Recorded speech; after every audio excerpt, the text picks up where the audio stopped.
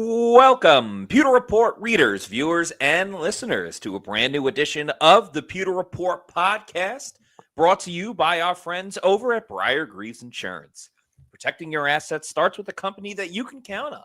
So whether it's auto, homeowners, flood, boaters, or business insurance, Briar-Greaves Insurance are the best people in the business to work with. Visit BriarGreavesInsurance.com or give them a call at 813-876-4166. That is 813-876-4166. It is a Tuesday edition of the Pewter Report podcast. We are still riding high off of Monday's epic show with Todd Bowles, where we're going to keep it rocking and rolling because it was another fun-filled day. We had Bucs OTAs. There was a cut and color to fund the cure as well after, and a whole lot of stuff to break down. So I'm your host, Matt Matera, returning back to the show. Joined with me is the face that runs the place at pewterreport.com, SR, Scott Reynolds. Hello, Scott. There's a lot of great stuff that went on with the Bucs today. Yeah, for sure. This is, it's fun watching some football now. It's not football, right, in terms of pads and all that. I mean, but at least we're seeing a football getting thrown around and a football caught. Yes. And in some cases intercepted, man. That was kind of good to see. But yeah, second OTA that was open to the media, the fourth OTA overall. So the Buccaneers, I guess, are allowed to have 8 OTAs. They're having 6. Then they'll have the 3-day mini camp starting next week, next Tuesday, Wednesday, and Thursday. And that will comprise our coverage in terms of the mini camp. We'll have all 3 days of minicamp coverage. We'll be out there watching those 3 practices, and there's no Haason Reddick today, but we will see him next week. We feel pretty good about that. Todd Bowles feels pretty good about that as well. But we did see a couple of familiar faces, some guys that we haven't seen. Now, we did see Luke Gedeke work last week. Yeah. But that was off to the side with the trainer, and he was kind of getting back into shape in terms of being in football. But look at that hair and that mustache, man. Holy smokes. He's ready for football right now. I mean, it's like he's already in game mode. So you got to love the windswept hair there, the long locks. Remember when Luke Gedeke came in, had like a little bit of a shaved goatee and kind of a buzz cut, you know? Yeah. Many moons ago. He could be a 70s, 80s, 90s offensive lineman with the hair and the mustache. So very cool to see. Also cool to see a couple of veterans that that we hadn't seen last week, but were gracing us with their presence today. And that's Vita Vea out there, looking pretty trim, I must say. I think he's in really good shape, similar to what he was last offseason about this time. Not sure if he worked out with Ndamukong Suh this offseason or not. Didn't have a chance to talk to Vita today, but we did talk to a couple Buccaneers, SirVocea Dennis, who continues to impress, Kate Otten, as well as Antoine Winfield Jr. and Todd Bowles, who, friend of the program, was on yesterday's Pewter Report podcast. So also saw Lavonte David today. Neither Vita Vea nor Lavonte David participated. That's kind of standard fare, as they're veterans, and they don't have the time or the inclination for these OTAs. They're a little above that and beyond that. But they will be here, obviously, for the mandatory minicamp with helmets on, participating next week, and should be a full go for everybody. I don't think Todd Bowles, he said today that they're not anticipating anybody missing, and that's a good sign for next week. It is. Todd Bowles typically gets asked that every year about, like, are you expecting everybody for mandatory minicamp? He goes, it's mandatory. So we are expecting. And then, of course, you get the Randy Gregory situation. But like we said, that's not going to be the case with Haason Reddick this year. And it seemed like there was a lot of people today that, like last week, we didn't see Lavonte David out there or Vita Vea or whatever the case may be. Even Tristan Wirfs, who we saw a little bit later. But it was good to see them at least out there to be in conversation with the coaches and the teammates and everything like that. The only guys that it was a little surprising to see them not really participating was Elijah Klein. He was not in helmet today. He was wearing a hat. Christian Izien was out once again. We think that might be something to do with the injury that he had during the season. And David Walker, that came as a little bit of a surprise too, considering, he's been playing with his hair on fire. Hopefully he didn't burned, and that caused him to miss today's practice, which it is his birthday as well. So happy birthday, that's right, David Walker. But a bit odd to see him unavailable. But it is OTAs, and I don't think we're going to freak out about that just yet. Yeah, and I got a text from the backup quarterback, the backup to the backup quarterback, and he's not out there participating right now. I'm not talking about Kyle Trask,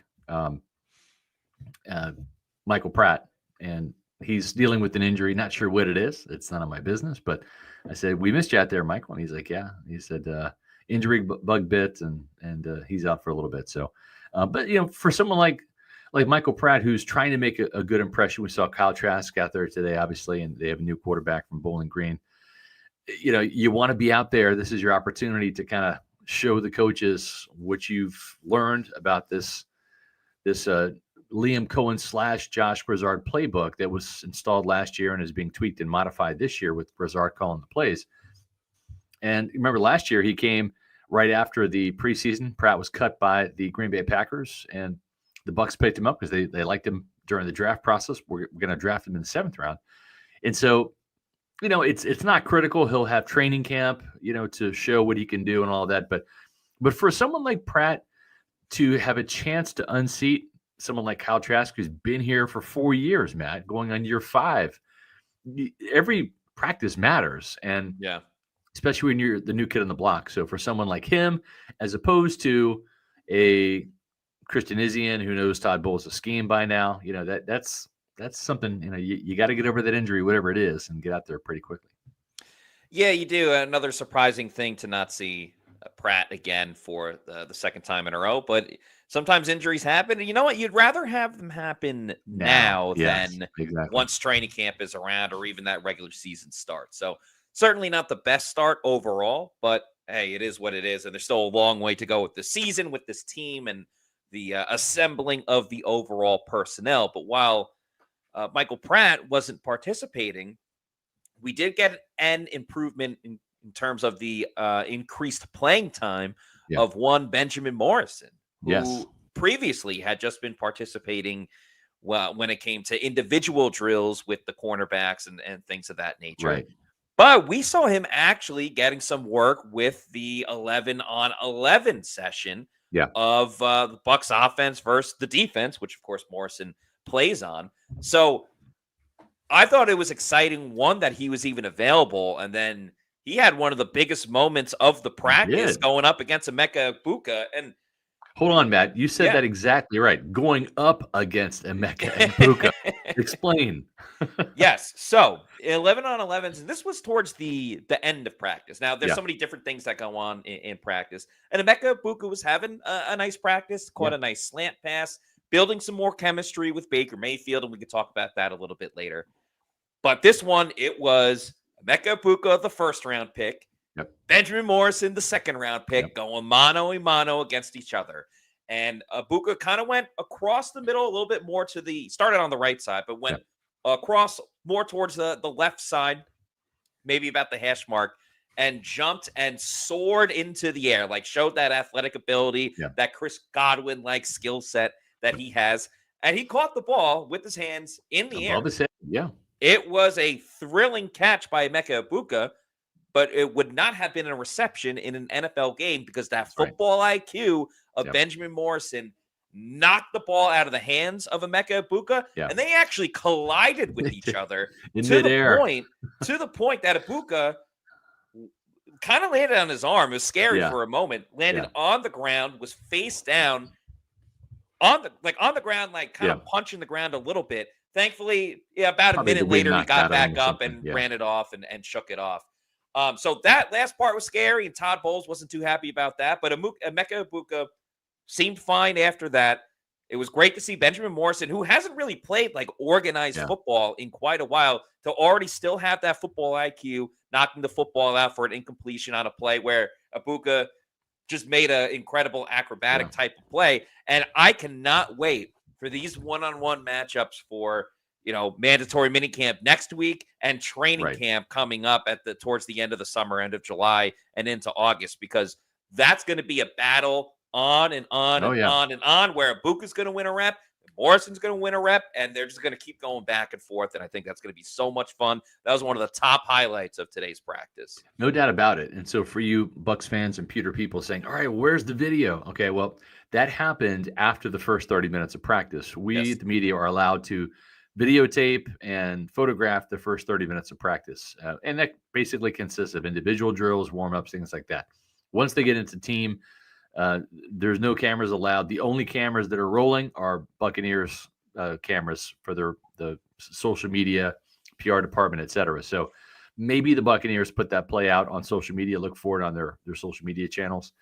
It was an amazing play because this was an above the rim type play to see Emeka Egbuka go up and get that above his head. And honestly, Matt, the thing that really impressed me was he did come down with it for a second, right? He had control of it. Yeah.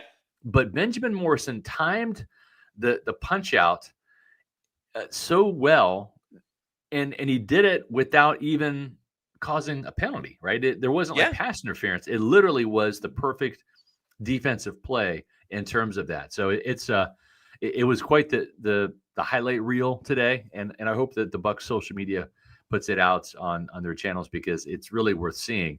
And what I love too is just the competitiveness of it, right? I mean, that's what Todd Bowles wants, and of course you want it, and it does come with the asterisk of injury, because I mean, with the more depth-defying kind of things that you do during practice like that, the more chances there are for an injury. But guess what? That's what it's like on Sunday. You got to go up there and make that play. You either got to make the catch if you're a Buccaneer, or if you're a Buccaneer defender, you got to break up the play and break up the pass.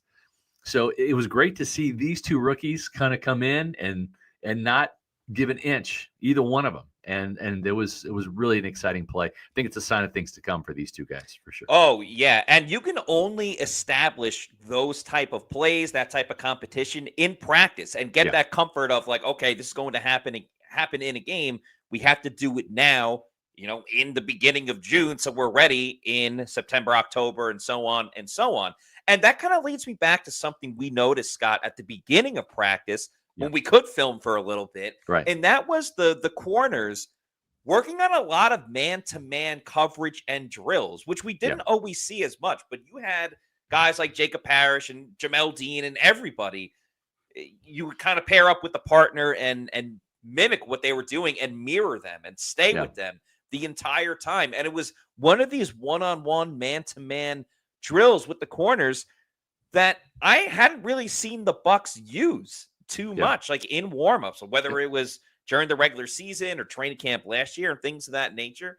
So it leads us to believe that we're at least going to see more of an aggressive secondary, whether it's corner, whether it's safety, whatever the case may be. And it all started with those individual drills. And who knows if that one drill right then and there helped Benjamin Morrison later on, knocking the ball away from Emeka Egbuka. So the Bucs are instilling the killer instinct, like was talked about with Todd Bowles yesterday, like what's been discussed on this podcast several times.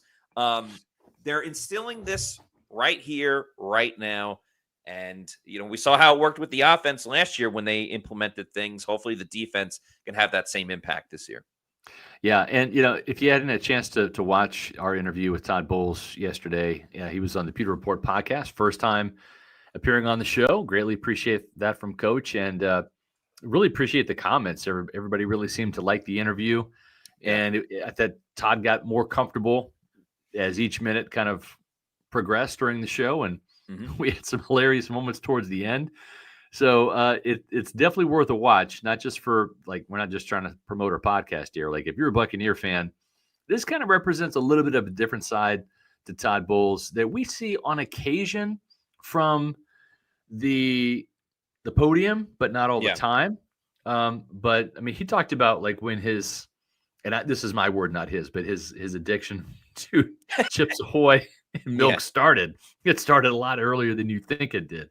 But just a lot of great kind of moments within the show, and it's always good to to kind of see Todd kind of out of his element a little bit, and not so serious, because he can be serious at the podium sometimes. Very short, very to the point, very serious.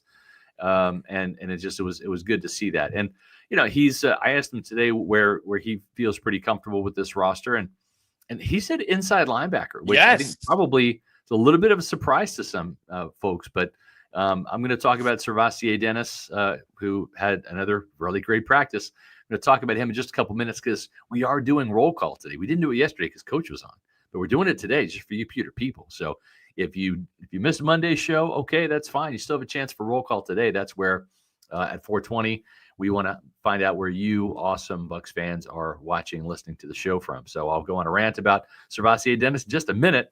But Matt, that wasn't the only big play by the defense that made Todd Bowles a happy camper. There was another play, an interception. This one wasn't from SirVocea Dennis. We talked about the inside linebackers and how Todd Bowles thinks that's one of the deeper units. Part of the reason is veteran Deion Jones. That's right. Deion Jones had one of the more acrobatic plays and probably the highlight of the defense as well after Benjamin Morrison, which we just talked about. Yeah. But Deion Jones, we talked about his veteran experience and his ability to take the football away. So he had a nice interception off of Kyle Trask, who I think this was more of a mini camp, like, hey, let me take a risk a little bit and see what I can do here. But regardless, if the ball's coming your way, you still got to try and make the catch. Right. But throwing it to Devin Culp, wasn't he? Yes, that's what I was going to say next. He was Yeah. looking for Devin Culp, but Deion Jones got in the way, jumped in the air, not as high as Emeka Egbuka, but jumped in the air, had the ball in his hands, dropped the ball, bobbled it, and before his back hit the ground, he came up with the catch with the interception for the only interception, I believe, that the Bucs had during today's practice. They had a couple of bobbles and drops as well towards the end, but good to see Deion Jones getting in the mix because last week we talked about SirVocea Dennis, and we will in just a moment. Yeah. And we talked about Anthony Walker. So it was good for Deion Jones to get in the mix as well and really try to help round about this defensive group that, is still waiting for the addition of Levante David when mandatory minicamp is here next week. So I've been very impressed with this linebacker group through 2 OTA practices. Yeah, I have too. And certainly Todd Bowles is. He said that today, which I thought he was going to say outside linebacker, but he actually said inside linebacker. So, okay. He's the coach for a reason. He knows this team better than I do or better than anybody does. But we know what time it is. It's 4:20, Matt. Yes, it is. So it is time for roll call. We like to do this every week, typically on Monday, but sometimes we'll adjust for Tuesday if Todd Bowles is going to join the show or some big-time guests. And we do this because we love interacting with our fans as much as we possibly can. And we love the fact that we have fans all over. Doesn't matter if it's from Tampa, the United States, Florida, or international. We cannot thank you all enough for your support. So when we do roll call, we like to give a shout out to everybody. If you want to put in the comments where you're watching the show from, we'll put it up on the screen like Gustavo in Garfield, New Jersey. And of course, we'll give a couple of specific shout outs after as well. So Scott's going to go on a little conversation about SirVocea Dennis and the Buccaneers. And in the meantime, everybody start getting in the chat. So Scott, whenever you're ready. Yeah, so I wrote about SirVocea Dennis in Friday's SR's Fab 5. And the funny thing is, one of my sources for that particular column, because I sent out a bunch of texts. I'm like, who looked good on Wednesday and Thursday? Because we weren't there because we weren't invited. Media's only allowed to watch one OTA per week. So we got to watch it today. We got to watch it last Tuesday. So I didn't know who was really showing out Wednesday and Thursday of last week. And Todd Bowles was asked that question today. I think Rick Stroud asked it. He said, hey, Coach, we weren't here for Wednesday and Thursday. Who looked good? And he said, SirVocea Dennis.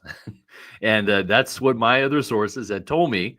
That was the player who really was just on point. So this makes 4 really good practices now for SirVocea Dennis. And SirVocea did talk to the media today, feels really comfortable in the in the role of running the defense. And he's a very cerebral player, a heady player, as Todd Bowles would say. He loves that term. And we know that Todd Bowles loves communicating with linebackers, right? We've seen him glue to Levante David and vice versa. But it's really going to be SirVocea Dennis who's calling the show.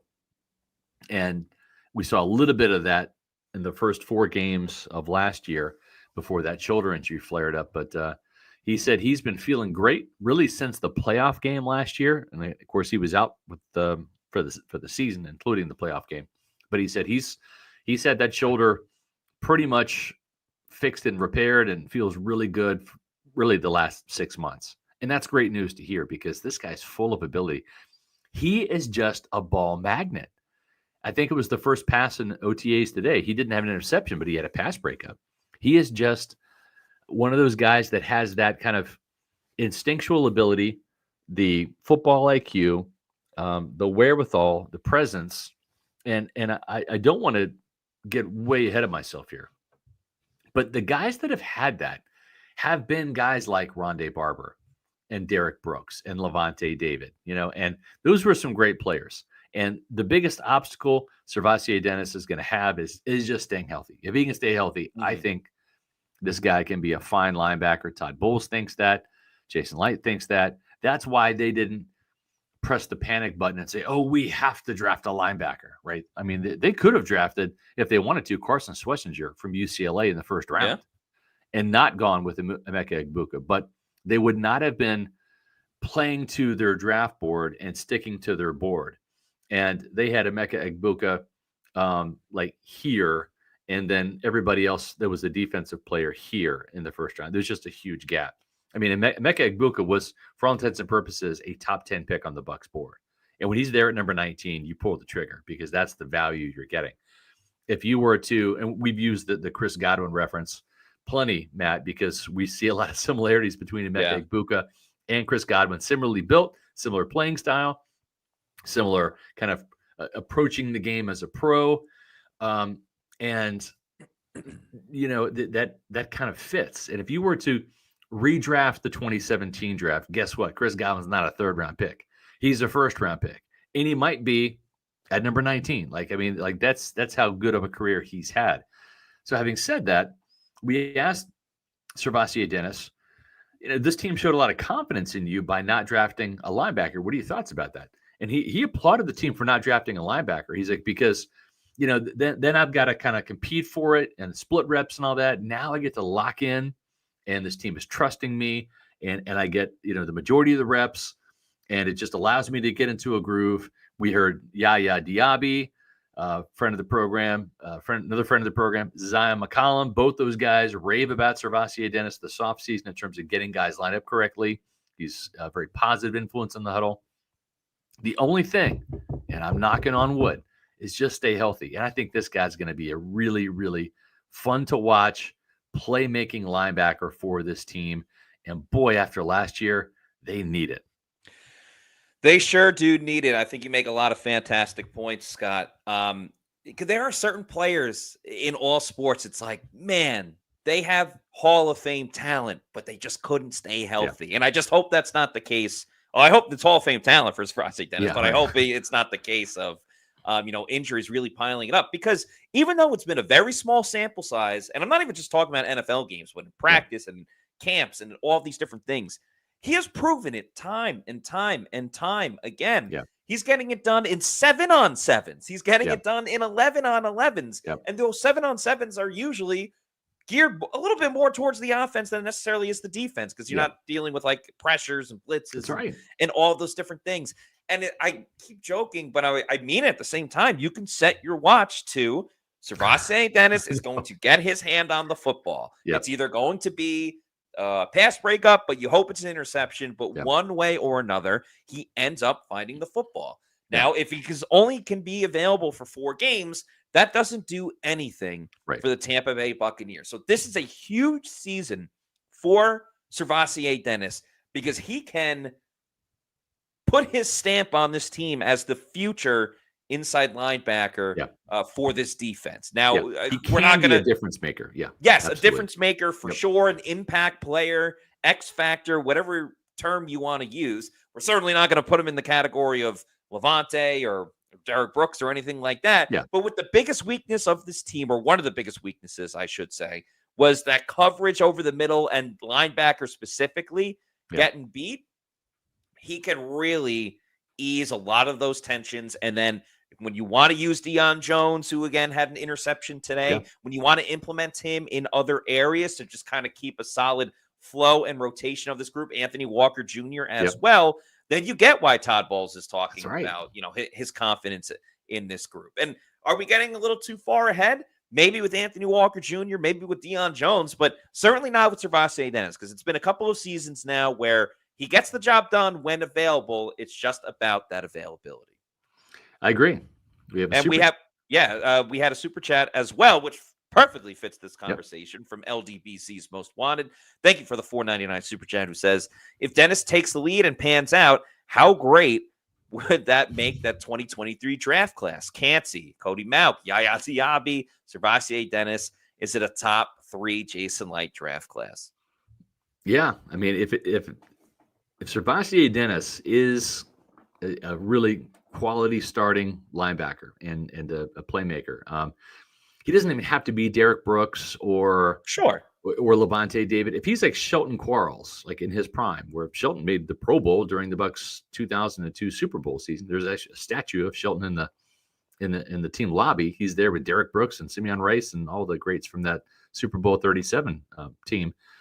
But yeah, if he becomes that type of player, then yeah, I think we're both bullish on Yaya Diaby. We're both bullish on Cody Mauk. I think Kalijah Cansey took huge strides. You heard Todd Bowles on the podcast yesterday. We asked him about, hey, coach, Kalijah Cansey thinks if he can stay healthy for 17 games, he might lead the league in sacks. And Todd didn't back away from that. He actually kind of embraced it. He's like, yeah, he can come close for sure. So yeah, this is a great kind of topic here that I didn't really think about. But yeah, I think if these guys live up to their potential, this is a really special draft. And remember, we were hyping up last year's draft too. Yeah, with Bucky Irving and Tyke Smith and Jalen McMillan and Graham Barton, and we think Chris Braswell's on the rise. So, but yeah, this 2023 class might be really special. I mean, you go back to like 2019. I think that was a really really 2018 with Vita Vea. You had Alex Kappa. You had Carlton Davis. Those were some cornerstones for that Super Bowl team. And 2023 is just another one. And I agree. I think it very well could be a top 3 draft class. I think right now, when you look at number 1, if you're curious, all right, Scott, who's number 1? It's 2020. When you get Tristan Wirfs, a future Hall of Famer, in the first round, and you get Antoine Winfield Jr. in the second round, it doesn't matter who you draft after that. You have 2 bona fide stars, just like in '95 when you got Warren Sapp early in the first round and Derek Brooks late in the second round.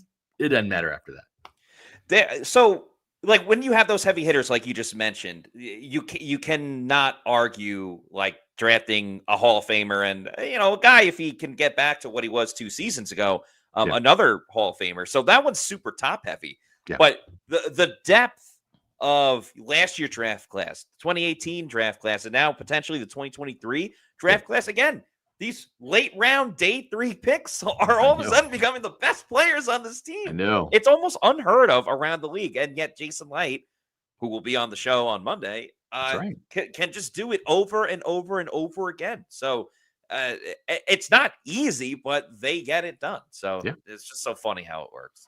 And there's the man right there. He'll be the man of the hour at 4:00 on Monday. We do have a podcast tomorrow and also a Thursday. Tomorrow's show, we're going to kind of reflect a little bit because there was a lot of meat on that bone with Todd Bowles with that conversation yesterday. There's a lot of takeaways there, and we're going to get Matt's thoughts on it too. Usually when we have a guest like this, you mentioned Dave Canales last year, Matt, or 2 years ago when we had him on, kind of the same thing. We took a show to kind of reflect on that and all the different news things. We would have done that today, but we did have OTAs to address, and we're very topical and timely. We want to touch on today's news today, but we'll kind of do a little bit of analysis of what Todd Bowles had to say and kind of unearth some things that maybe you might have missed the first go around. But we do know on Monday, Jason Licht, the Bucs GM, will be joining us at 4:00. So in between AC/DC and Metallica concerts. So he wore the garb to the AC/DC show. For sure. We also have a 5 Pewter Report memberships gifted by Rich, parentheses, Rich Bucs fan B. So thank you so much, Rich Bucs fan. for the very generous gift of 5 Pewter Report memberships. So get on that, Pewter people, for those that are not members just yet. Yep. So and nice. Speaking of members, we always want to thank our Pewter Platinum members. And I neglected to do that yesterday, but we had a very busy day yesterday. But I'm not going to forget today. Scott Federico, Rachel Gordon, Noah Parr, Scotty J, Dave Anderson, he's 0813, Ash Fishpool, Joel L. Rican, Sam, John Dale Morris, Zap Brannigan, RP89, Eric McMillan, Connor For Reals, Kevin Thomas, Mario Thomas, Zach Jarvis, and Leighton Carter. Thank you all so much for being Pewter Reports channel members, especially the Pewter Platinum members. Greatly appreciate that. We will have our get-together next week. I've emailed the details out. We will have Mike Greenberg and Zion McCollum in attendance for that. I confirmed that. So saw Zion today, and he's all in. So that'll be next week. I've already emailed the details about that. You have to be a Pewter Platinum member to attend. You can bring a guest. And these are the 4 people that I need email addresses from. RP89, Ash Fishpool, Connor For Reals, and John No Morris. Email me at srpewterreport.com so I can tell you about where that get-together is next week, and it should be a good time. And like I said, next week we'll have OTA coverage as well. In addition to Jason Light, so it's going to be a jam-packed week of football right before the break. And Matt, there's a lot that we saw today too. Kyle Trask had the interception, probably a little bit of an ill-advised pass there, but boy, he connected with a rookie wide receiver down the field. That was probably the pass of the day, even though he had the interception of the day. Yeah, Kyle Trask overall, I thought was pretty solid. Again, I would venture to say that his interception was more of a, hey, it's minicamp, let me see what I can get away with, than, Right. oh my God, like he's wide open, I don't see any defenders. But yes, the offensive play of the day, no doubt about it, was a deep ball from Kyle Trask to Tez Johnson, the Oregon Duck. We've talked about his speed. We've talked about what he can do down the field, his big play ability, his break tackle ability, which you're not going to do that too much right now in minicamp. But I think what was really important to point out was that he got by Tyke Smith on that big play. Tyke Smith later had a sack in practice, so he avenged that moment. Right. But good to see Tez Johnson making a big play down the field. We'll see what he can do for this team as the season rolls along. But we saw the Bucs taking a good amount of shots deep on the offensive side. And that one was over 55 yards from Kyle Trask to Tez Johnson. But we saw Trask try a couple of times to Cameron Johnson as well. A little bit more of a vertical-based attack today specifically, which we think we'll see a little bit more with Josh Broussard calling the plays as offensive coordinator. So I thought it was a really astute point you brought up as we were conversing at practice today, where Baker Mayfield had a very high completion percentage last season.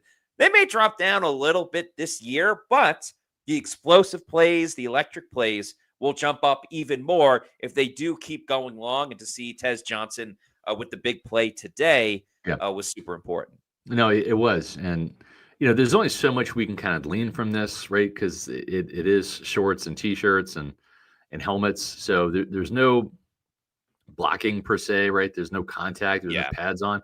But, this is really where the passing game can kind of shine. And, the other thing, too, is you just kind of marvel at the running backs now. And this is year 2 in this system for Bucky Irving, who had a great season with over 1,100 yards, with Rachaad White, who had 6 receiving touchdowns out of the backfield, right? I mean, you talk about the ultimate third down back. It's really him with his pass protection ability to catch the ball as well. And then Sean Tucker, right? We saw in like little tidbits outside of that Saints game what this guy can do. And remember, Liam Cohen came in last year with Kevin Carberry, and they emphasized the running game a lot in the OTAs, and that paid dividends in training camp and then in the regular season, hit the ground running, literally and figuratively. And so Josh Broussard and Kevin Carberry are going to have this running game going again. But that's one thing that we don't really appreciate too much in OTAs, where it is more of a passing type of opportunity for the DBs, the secondary, the linebackers, the skill players to catch the ball. But these running backs, they're going to have even more familiarity in this system, and I'm really excited to see what this ground game can do. I saw a couple of breakout runs today. Of course, there's no tackling, right? So I mean, everybody breaks tackles and rips off big runs, but I just kind of remembered it's like, yeah, man, that was Sean Tucker running that ball. Man, I can't wait to see what he does this year. And he just made that big jump last year from a guy that just hardly saw the field as a rookie to a guy that led all of the running backs with yards per carry average.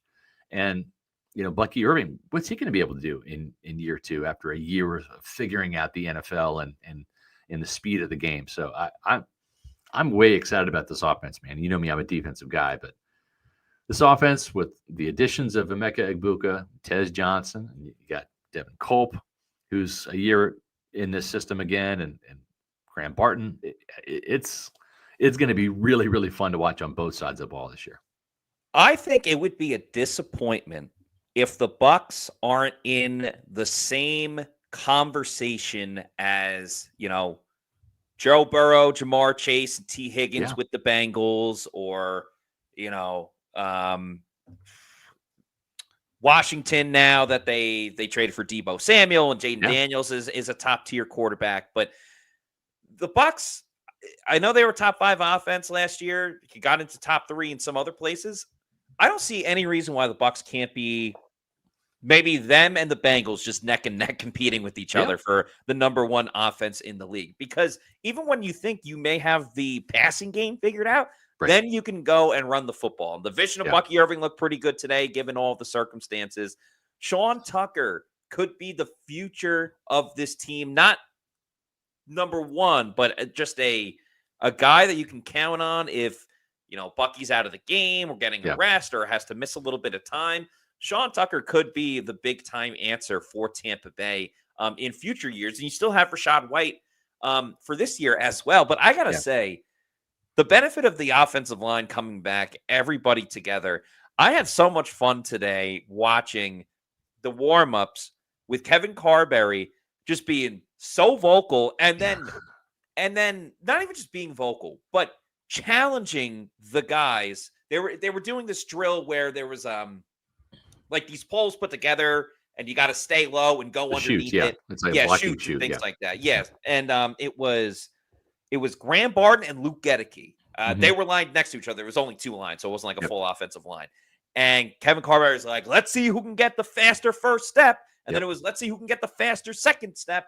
And to just push these guys and motivate them with a little competition right then and there, because there's not much offensive linemen can do right now. It's just lining up, making sure you're good, making sure your technique is working the right way, get your steps down. So to find even a sliver of competition, a sliver of, I'm going to do it better than you can do, again, it goes back to establishing it right now, right then and there. And then you add in Baker Mayfield, and you add in all the wide receivers, and you talk about the running backs that we just did. And you're set up in all of these different ways, unless something happens to Baker. But if something happens to a wide receiver, you have 4 other guys you can rely on. If something happens to one running back, you got 2 other guys that you can rely on. So they have covered every single area of this team on offense that they needed to just be the absolute best version of themselves. It's going to be explosive. Todd Bowles said yesterday on the show he loves the fact that the offense is as potent as it is. Not to make up for the defense's woes last year with injuries and the deficiencies on the defensive side of the ball. That did happen. It was kind of a byproduct of this really good offense. But more so than anything, it allows Todd Bowles to call whatever the hell he wants, right? And we saw that in a couple of blowout games. Look at that Saints game. Look at that Chargers game where it was close at halftime and they blew the doors, off the barn in the second half. The Giants game coming out of the bye week. The more points that Josh Grizzard and Baker Mayfield can put on the scoreboard, the larger the lead, the more pressure packages you're going to see from Todd Bowles, the more chances you're going to get at interceptions and takeaways. So that's what's really fun about this team is it has the potential to be really, really balanced. And I think last year, if Winfield isn't a shell of his former self due to injury and missing so many times, so many games, if I think if Yaya Diaby hadn't missed training camp with that foot injury, remember, it kind of took him a couple of games to kind of get back into the flow. He didn't have any preseason reps at all. He got stuck out there against the Commanders trying to chase down Jaden Daniels, and he hadn't practiced in like a month. Kalijah Kancey missed the first 5 games of the season. So if this defense can stay healthy, I think this has a chance to be a really super balanced team. And Matt, if it's super healthy and super balanced, it could be a super season in Tampa Bay. Super balanced equals Super Bowl. Yeah, which could be the best news for everybody that is a Bucs fan. Another thing that was super is our turnout from everybody at Roll Call today. Thank you, everybody that participated and took your time to watch the show and get into the chat as well. So let's start it off with Desmond Beatty, who says, traveling between Connecticut and Massachusetts. So appreciate you on your drive or flight or whatever the case may be, or taking the train. Appreciate you listening to us while you're out and traveling. We also have Nenad Matic, who was watching from Serbia, and apparently there's a Bucs fan club in Serbia, maybe a Pewter Report fan club. Yeah. But shout out to Serbia and Nikola Jokic. So thanks for your support. Sticking with international, Jay U2 from Buckinghamshire in the UK. Yes. Appreciate you. Joel Elrican from Mulberry, Florida. Rick McGuire from a place we are quite familiar with, Mobile, Alabama. Stubby Ryan. Changed the Rex Ryan photo. It used to be flipping the bird, a little different now. But cheers from Portland, Oregon. And Philly's Philosophy Channel from Bayonet Point, Florida. Thank you guys and gals all so much for watching the show and for your support of Pewter Report. Speaking of support, folks, we're over 19,100. We're on the way to 19,200. Thanks to you all. You've done a great job of hitting the like button and the subscribe button and leaving a comment. When you do all those things, it just helps grow our channel. It's growing by leaps and bounds because of you. It's great to see. We'll be at 20,000 before you know it, which is, I think when this year started, Matt, didn't we say we'd love to be at 20,000 by the end of 2025? Yeah. And I mean, we're going to crush that. Thanks to you all. Half of 2020. Yes. Yeah, no doubt. So make sure you hit the subscribe button. It's free on Pewter Report TV, our YouTube channel. And when you leave comments and hit the thumbs up button, get that like in there.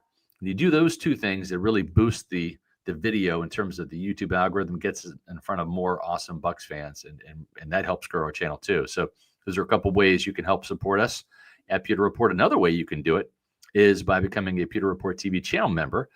And channel members get great, cool things like emojis to use in the chats and loyalty badges, as well as early access to videos if you're a Pewter Pro member for $6.99. Pewter Premier members also get exclusive Pewter Insider episodes on Fridays.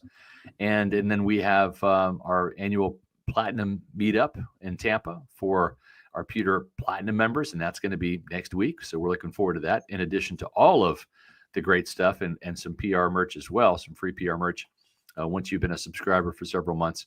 So find the membership level that fits your budget and fits your needs the most, and consider supporting us monetarily, because we take all of the funds from the channel memberships, we throw it in our travel budget. And so we get to go places like Mobile, Alabama for the Senior Bowl, like the NFL Scouting Combine in Indianapolis each year, as well as the NFL annual meeting and a couple of road trips as well. So make sure that you do your best to help support the channel. And if you are a business owner, let's say you're in the marketing department of a business, you can help your business score some new customers by advertising with Pewter Report, whether it be our podcast, our website, social media, or all three. We have sponsorship opportunities available now and during football season. So email me at srpewterreport.com. And I'm happy to have a conversation with you. We'll find something that works, and greatly appreciate all of the businesses that support us, including Amuni Financial, which is my go-to company when it comes to financial advice and investments. At Amuni Financial, we help you live in the now. Congratulations. We're so happy for you. Thank you. And even though the now may feel very different, you still need to plan for the future. How's retirement treating you? Oh, just fantastic. I know I say it all the time, but you really got to come up to Colorado. Let's do it. All right. Yeah. We can help you develop that plan to keep you on track so you can still prepare for tomorrow, today. Amuni Financial. Plan ahead, stay ahead. And you can use Amuni Financial to help you plan ahead and stay ahead. They're the best in the business. And they're located in St. Petersburg, Florida. So they're in the Tampa Bay area, but they can help you not just across the state of Florida, but also across the country. So if you have a financial advisor, listen, sometimes you need to get a second opinion, right? When it comes to your health, well, make sure when it comes to your financial health, you're getting that second opinion too. You can get a free consultation from the folks over at Amuni Financial, whether it's Mark or David or any of the fine advisory services consultants over there. I've got a lot of my investments with Amuni Financial. Been a customer of theirs for years. You're going to get treated great in terms of the service and the expertise, whether it's legacy planning, brokerage and advisory services, retirement accounts, college savings accounts for the kids, insurance services with 40 years of experience. Let Amuni Financial help you plan ahead and stay ahead. Give Amuni Financial a call at 1-800-868-6864 or visit them on the web at amuni.com. A couple other just last news and notes from OTAs today as well. You mentioned Yaya Diaby before. There was a play earlier in practice where Yaya and Anthony Nelson actually came across at the same time, and it probably would have been a sack on Baker Mayfield. So good to see Yaya kind of picking up where he left off with this team, again, especially around this time of the year. I do agree with you about that damn foot injury. I think really slowed him down. He really had it together as the season kind of went on. And he was dominating. Matt, we're out there at training camp, shoulder to shoulder, sweating, what's off. Watching, the first 7-10 days of camp, he was on fire. He was giving Luke Gedeke and Tristan Wirfs fits. And then all of a sudden, he goes down in practice and sprains the ankle. And then, he made it to week 1, but he was not the same guy. It took him a couple weeks to round back into form. And I think that, that's why those sacks were few and far between early in the season. Yeah, I agree with that. I think that was the case for sure. I will say a couple things about Yaya that have caught my attention over these last 2 Tuesdays. Number one, this is a common sight. He is like glued to the hip of Larry Foote. That's Larry Foote, the outside linebackers coach and the run or the front seven coordinator, the run game coordinator.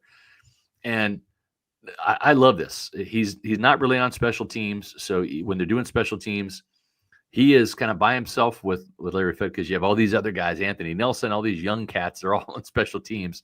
Obviously, Haason Reddick wasn't there today, but Yaya's not on teams because he's a starter. And he is just picking the brain. He is just asking questions, going over things with Larry Foote. It's just so great to see. He's not chatting it up with any other players. He is glued to his position coach, and I like that. The other thing that I like is he is playing on the right side every friggin' down and getting that position down. And he will be attacking the blind side of quarterbacks as long as they're right-handed, going up against left tackles. I think now that he has at his home base, and when he said on the Pewter Report podcast, when we had him on, he is so looking forward to just staying on one side and kind of crafting or perfecting his craft on that side. Trey Hendrickson rushes from the right side. TJ Watt always rushes from the left side, right? So you see some of these premier pass rushers in the league, they have their side. Simeon Rice was always on the right side. And I love the fact that Yaya Diaby now has a home base, and I think he's really going to hone in on his skills and get to double digits this year. Yeah, Bucs coaches and staff members have talked about, taking things off the plate of like certain players. And I know it's simple, but just, not having to be like, hey, go to this side, now go to that side, now go to this side, now go to that side. Even just like the smallest minute details, I think can help, especially in edge rusher more than anything else. Because, we've talked before about how, certain guys maybe not necessarily lose a matchup in a 10th of a second, but by having the wrong stance or having the wrong foot placement or whatever, you lose a 10th of a second, and that might be the difference between knocking the ball loose or getting the pass off if you're the quarterback. So I think just keeping it simpler for Yaya Diaby, and as you mentioned, Todd Bowles saying that he's training the right ways and Yeah. finding different stuff. I still want to see Yaya add a little bit more to his pass rushing Yep. arsenal. But if everyone's going to focus so much on on Haason Reddick, and he can get away with, a little bit of a bullying with a bull rush here and there, then that's fine too, as long as you're generating pressure. It doesn't matter how you get it. Yep, exactly. The weather was great today at OTAs. I think some of these rookies, a little bit of a fool's gold situation out there. It's like, oh, wow, we're down here in the tropical breeze of Tampa. It was pretty cool today. I mean, it was still warm. I mean, we're in June, but there was a nice breeze. The humidity wasn't like overpowering today. But as I'm sitting here out at practice, I'm thinking, gosh, today's a great day to hit some links and to be out there golfing. And if you're looking for a new golf course, if you have not been to Heritage Isles Golf and Country Club, make that your destination this weekend. Hit the links at Heritage Isles over here in New Tampa, kind of by my neck of the woods, up in the northern end of Tampa. 4.5 stars. It's ranked as one of the top 3 best value courses in the Tampa St. Pete area by Golf Advisor. And folks, there's a lot of golf courses in the Tampa St. Pete area. And it's not going to cost you an arm and a leg. It's a quality course, great scenery. They do have a country club, so you can join a club there, but it's also open to the public. Give them a call for tee times, 813-907-7447, or look them up on the web, Heritage Isles Golf and Country Club. And I think you're going to have a great time golfing because it's getting hotter by the day, Matt, but still right now, it's a great time to hit the links and play some golf. Absolutely. 2 more notes real quick. Mm-hmm. Bucs did a little bit of red zone at the end. Baker Mayfield had 2 touchdowns, one to Cade Otton, another to Trey Palmer. And then also, I know we spoke earlier about Baker looking for Emeka Egbuka and stuff like that, and he certainly was. But the guy that he was targeting the most, or at least trying to get the ball to the most, was Jalen McMillan. And I thought that was really good to see because there hasn't been Mike Evans and Chris Godwin. So Jalen McMillan, again, right now is kind of the de facto number 1 wide receiver. And as much as he developed last season, and it was great, you still want to see him develop more. That's so right. I like that he's getting a lot of these reps. He's building more chemistry with Baker Mayfield while Mike is out and Chris is out. And, that'll only help him. Next week will be a little bit different with, Mike there for mandatory mini camp. But, good for Jalen McMillan, who we spoke to last week on the Tuesday OTA, getting a lot of attention of Baker Mayfield. And hopefully they can, build something and find something special moving forward because he's a big part of this puzzle too. He is. I mean, this is going to be an extremely deep wide receiving core.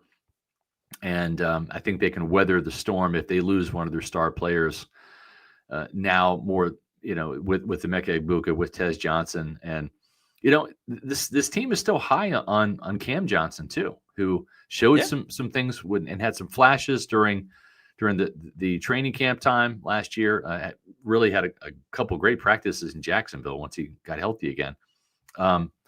But yeah, there's a lot of young talent on this team, and just not many personnel misses. That's the thing. It's like the free agents that they signed look good so far. Yeah. The draft picks that they've acquired, some of the undrafted free agents. We had a comment here earlier. Where was it? How's John Bullock? That's one of the guys I wrote about in my SR's Fab 5 as a player that is coming on. And you heard Todd Bowles talk about what's maybe the deepest position on defense, and he said inside linebacker, and that kind of threw me for a loop a little bit because I didn't think that. But with John Bullock coming on and impressing, and right now he's 5th on the depth chart, right? You have Levante, you have SirVocea, you've got Anthony Walker, you have Deion Jones, so he's 5, and maybe he ends up on the practice squad, or maybe he ends up being a special teams demon to where they're like, well, we're going to keep 5 inside linebackers. Mike Caldwell's the position coach back at it. And John Bullock is one of those undrafted free agent gems that I think that they found. And of course, we'll know more about linebackers and defensive players when the pads come on, because tackling is huge. And this was a team at times. It was a good tackling team. You back to that Detroit game in week 2. That was probably one of their best defensive efforts. And then there were times the Broncos game comes to mind. The Falcons game here in Tampa comes to mind. They were not a good tackling team. So they need to really be more consistent. John Bullock is a special teams ace. Certainly he was that in Nebraska the first 2 years, then really came on like gangbusters once he cracked the defensive starting lineup. And maybe he's the next young defensive player that shines at the linebacker level.